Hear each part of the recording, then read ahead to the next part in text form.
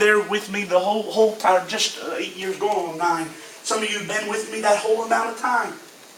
Could you imagine if you came and heard a sermon here at New Life Worship Center, and you came for 9 years, and not one time during the 9 years you ever felt God?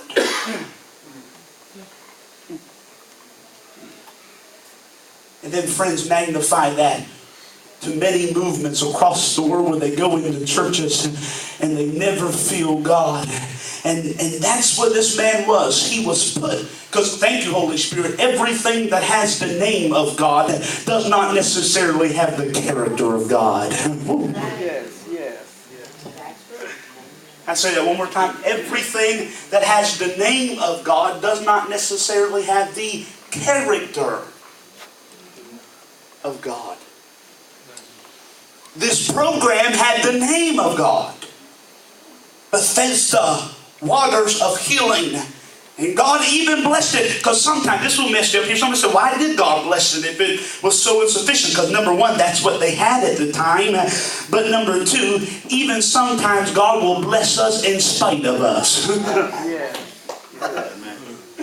Somebody said, oh, Pastor Greg, I do what I want. I live how I want. I hope nobody's in here saying that, but I'm a sinner. And I just do what I want. I get drunk every Saturday night. And I come in here and God still slings me in the spirit. And aren't I so great?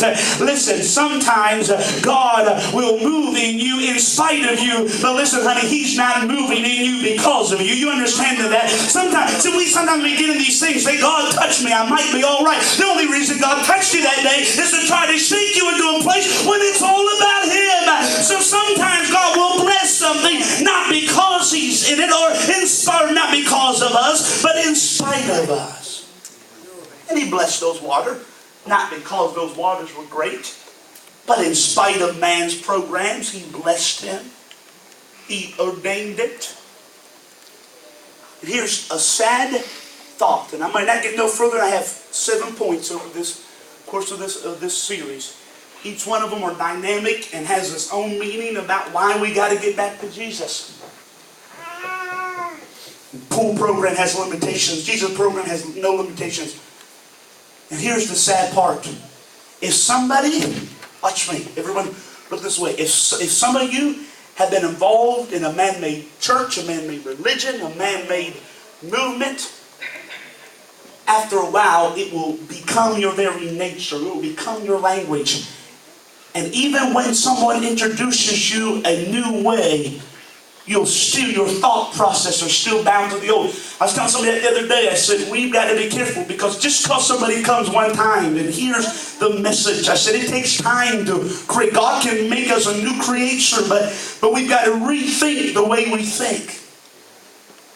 Here's Jesus looking at this man, asking him a question that I'll ask you, the Jesus program asks. He says, do you want to be made well? Somebody said, how in the world, somebody that's sitting by the pool for 38 years, why would Jesus ask him that question? Do you want to be made well? And the Holy Spirit said, just because someone goes and sits in church doesn't necessarily they want to be touched by the power of God. Just because somebody, my goodness, shows up to the event doesn't mean they want God to touch them. I hope everybody does, but just because somebody's sitting here doesn't mean they want all of God in their life.